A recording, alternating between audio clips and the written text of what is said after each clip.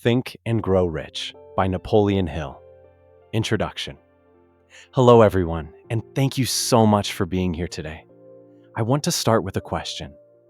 Think about the biggest dream you have ever had for your life, the goal you secretly believe you were born to achieve. Maybe you have been chasing it for years.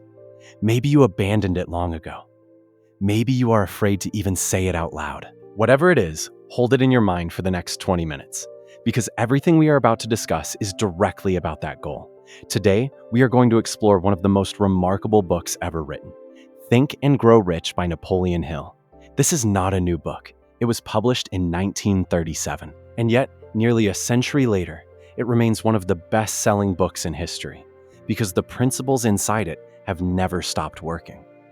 When you hear the word rich, you might picture a bulging bank account, a luxury car, or a mansion. And yes, Napoleon Hill spent more than 25 years interviewing over 500 of the most successful and wealthiest people of his era. Men like Andrew Carnegie, Henry Ford, and Thomas Edison, to understand exactly how they built their fortunes. But Hill makes something crystal clear from the very first page. Being rich is not only about money. It is about achieving whatever major goal you have in life. Whether that is building a business from nothing, mastering a craft, raising a remarkable family, or finding genuine peace of mind. The principles are universal. They do not care about your background, your education, or where you started. Napoleon Hill's central discovery was this: all great achievement starts in the exact same place, inside the human mind. Our thoughts are not passive passengers in our lives. They are the architects of our reality. Mix a powerful thought with a clear purpose, a burning desire, and unstoppable persistence. And those thoughts can be transformed into physical reality. Today, we are going to walk through the core steps of this philosophy. Think of what follows as a personal roadmap. Understand and apply these steps, and you will hold what Hill calls the master key, your key to unlocking whatever it is you truly want from life. Let us begin. Part 1, the core foundation. Step 1, burning desire, the starting point of all achievement. Let me tell you about a man named Edwin Barnes. One day, Barnes climbed off a freight train in New Jersey looking, by all accounts, like a tramp. He had no money, no connections, no credentials. But he had one thing: an obsessive, consuming desire to go into business with the greatest inventor of his age, Thomas Edison. When Barnes arrived at Edison's office and stated his purpose, Edison later said he could tell by something in the young man's expression that he had made up his mind to get what he came for. Edison gave him a small, menial job. Barnes accepted it, not because he was settling, but because it was one foot inside the door. For 5 years, Barnes worked in Edison's organization without a single sign that his dream would ever materialize. To everyone around him, he was just another employee. But in his own mind, he was already Edison's partner. He never wavered. He never looked for a safer backup plan. He had, in Hill's words, burned all bridges behind him. Then the opportunity came. Edison had just invented a new device, the Ediphone dictating machine. His own salesmen were unenthusiastic about it. Barnes saw his moment. He convinced Edison to let him market it, and he sold it so successfully that Edison gave him exclusive rights to distribute it across the country. Edwin Barnes, who arrived with nothing, became a genuine business partner of Thomas Edison. His desire had become a fact. That is the power of what Hill calls a burning desire, not a wish, not a hope. A consuming, unstoppable obsession that makes retreat impossible. To translate that kind of desire into reality, Hill gives us a precise 6-step formula. Be exact. Fix in your mind the precise amount of money or the specific goal you desire. I want plenty of money will get you nowhere. Name the exact number, the exact goal. Determine the exchange. Decide exactly what you intend to give in return. Hill is blunt. There is no such reality as something for nothing. What service, work, or value will you provide? Set a definite date. Establish the exact date by which you intend to possess your goal. A deadline turns a dream into a commitment. Create a plan and start now. Form a definite plan and begin at once, whether you feel ready or not. Readiness is a myth. Action is real. Write it down. Write out a clear, concise statement combining all 4 points. The act of writing solidifies intention. Read it aloud, twice daily, once before sleep, once upon waking. As you read, you must see, feel, and believe yourself already in possession of the goal. Not as fantasy, as certainty. These 6 steps are simple, but they demand something rare, total, honest commitment to a single, clearly defined purpose. Step 2, faith and autosuggestion. Steps 2 and 3 toward riches. Desire is the spark. Faith is what keeps it alive. Hill defines faith not as something mysterious or reserved for the deeply spiritual, but as a state of mind that you can deliberately develop. You build faith the same way you build a habit, through repetition. Think of your mind as a garden. Leave it unattended, and weeds, fear, doubt, negativity, the voices of people who said you would never make it. Those weeds grow wild and crowd out everything else. But if you consciously, deliberately plant seeds of belief every single day, your mind will grow exactly what you plant. That is not motivational poetry. That is the mechanics of the human subconscious mind. The tool Hill prescribes for planting those seeds is called autosuggestion, the 3rd step toward riches. It is the practice of self-suggestion, the deliberate use of repeated, emotion-charged thought to communicate a goal from your conscious mind to your subconscious mind. Your subconscious mind never sleeps. It is working 24 hours a day, scanning your environment, connecting patterns, spotting opportunities. But it does not take orders just once. It takes orders through repetition and emotion. By reading your written statement aloud every morning and night, with genuine feeling, genuine belief, you are programming your subconscious to look constantly and automatically for the paths that lead to your goal. Faith without autosuggestion is just wishful thinking. Autosuggestion builds faith, and faith is what transforms a fragile wish into an unshakable certainty. Part 2. Equipping your mind. Step 3. Specialized knowledge. The 4th step toward riches. You now have desire. You have faith. But here is the next question Hill forces us to confront. Do you know what to do and how to do it? This is where Napoleon Hill makes one of the most important and overlooked distinctions in the entire book. There are 2 kinds of knowledge: general knowledge and specialized knowledge. And only one of them builds success. General knowledge is what most schools specialize in. Broad facts about history, science, literature, geography. It is interesting. But as Hill points out with some wit, the great universities of the world possess virtually every known form of general knowledge, and yet their professors, by and large, are not wealthy. Knowledge, by itself, is inert. Hill quotes a Latin root. The word educate comes from educo, meaning to draw out, to develop from within. A truly educated person, in Hill's view, is not someone stuffed full of facts. It is someone who has developed the ability to find and use knowledge when needed. He illustrates this brilliantly with the story of Henry Ford.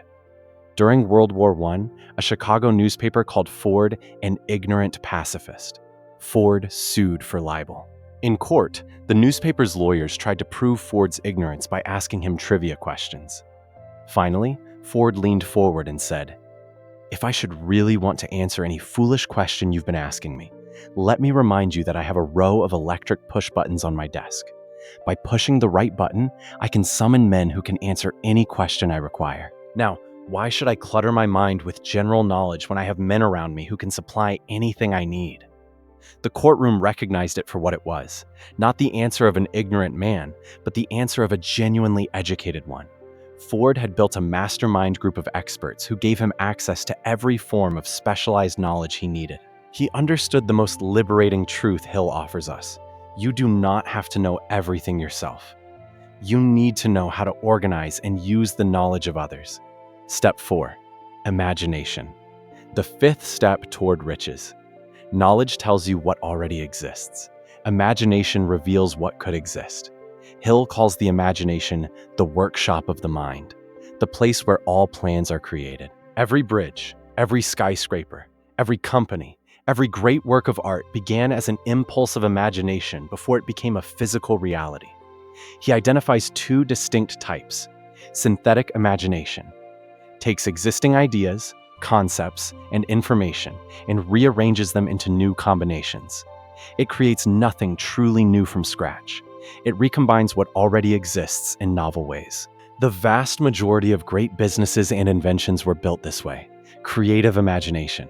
This is the deeper faculty, the source of sudden hunches, inspired flashes, and breakthrough ideas that seem to arrive unbidden. Hill believed this was the channel through which genuinely original ideas enter the conscious mind. The critical, practical lesson. Your imagination is exactly like a muscle. It weakens from disuse and strengthens with exercise. Every time you sit down and sketch out a plan, envision a solution, or dream up a new approach to an old problem, you are training this faculty. Neglect it, and it atrophies. Develop it, and it becomes one of the most powerful tools you possess. Part 3. Taking action. Step 5. Organized planning. The sixth step toward riches. Desire without a plan is a daydream. Faith without a plan is delusion. Imagination without a plan is entertainment. It is only when all of these forces are channeled through organized planning that they become power. Hill's most important recommendation here is to form a mastermind alliance, a group of people who come together in a spirit of genuine harmony to pursue a specific purpose. The reasoning behind this is grounded in something Hill observed in every great fortune ever built. He states it plainly. No two minds ever come together without thereby creating a third, invisible, intangible force, which may be likened to a third mind. When two or more minds work together in true harmony, they do not simply combine their knowledge. They multiply it. They generate ideas and solutions that neither person could access alone. Carnegie surrounded himself with a staff of approximately 50 people. Ford built his mastermind group of engineers and executives. Every major achievement in history, Hill argues, has at its core the cooperative power of more than one mind. And when your plans are made, remember this vital principle. No plan survives its first contact with reality perfectly intact. When, not if, but when, your first plan fails, that is not a signal to quit. It is feedback. A temporary defeat is simply your plans telling you they need adjusting. Rebuild. Refine. Relaunch. The only true failure is the failure to try again. Step 6. Decision and persistence. The 7th and 8th steps toward riches. Here is one of the most striking findings in this entire book. Through an analysis of over 25,000 men and women who had experienced failure, Napoleon Hill found that lack of decision ranked near the very top of the 30 major causes of failure. Not lack of talent, not lack of resources, not bad luck. Indecision. The pattern among the successful was equally clear. They made decisions quickly, and they changed those decisions slowly, only after careful deliberation. People who failed did the exact reverse. They deliberated endlessly, and then abandoned their decisions at the first sign of difficulty. They let the opinions of neighbors, friends, and family, people with no stake in their outcome, become the steering wheel of their lives. Do not make that mistake. Trust your own thinking. Trust your mastermind group. Decide, then commit. Once a decision is made, you must arm it with persistence. The 8th step toward riches, and perhaps the one that separates all the rest. Hill defines persistence as the sustained effort necessary to keep faith alive when nothing seems to be working. Consider this. Hill recounts that more than 500 of the most successful people he studied told him the same remarkable thing. Their greatest success came just one step beyond the point where defeat had overtaken them. One step, not 10, not 100, one. Failure is, in Hill's words, a trickster with a keen sense of irony. It takes great delight in tripping one when success is almost within reach. The people who quit at that final moment never know how close they were. The people who persist through it discover a truth that changes everything. Hill is direct. The lack of persistence is one of the most common and most fatal causes of failure. But it is not a permanent condition. Build your burning desire, sharpen your plans, strengthen your mastermind alliance, and persistence will become not a conscious effort, but a natural reflex. Conclusion. As we step back and look at everything we have covered today, one truth becomes undeniable.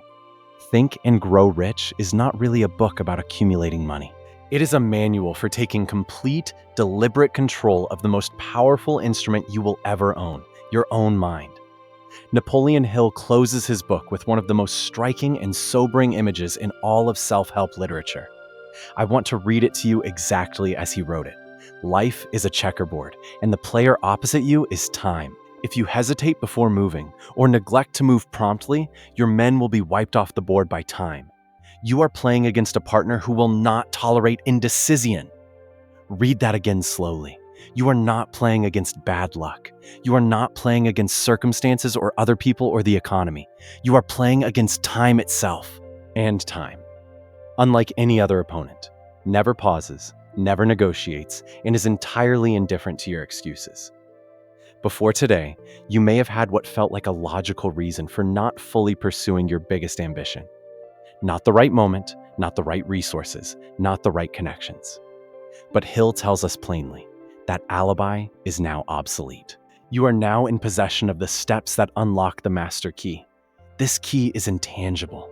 You cannot hold it in your hand or put it in your pocket, but its power is real and it is immense. It is the privilege of igniting a burning desire in your own mind, building an unshakable faith, equipping yourself with the right knowledge, organizing your imagination into plans, and then pursuing those plans with the iron persistence of someone who has already decided they will not quit. There is no penalty for using this key, but Hill is unambiguous about the price you pay for not using it. That price is failure. The reward for using it, on the other hand, is of stupendous proportions. The deep, lasting satisfaction that comes only to those who conquer self-doubt, take command of their own thinking, and deliberately shape the course of their own lives. That reward is entirely worthy of your effort. So I leave you with the same question Hill left his readers with almost a century ago. The board is set. Time is already moving the pieces. Will you make your move? Thank you all very much for your time and attention.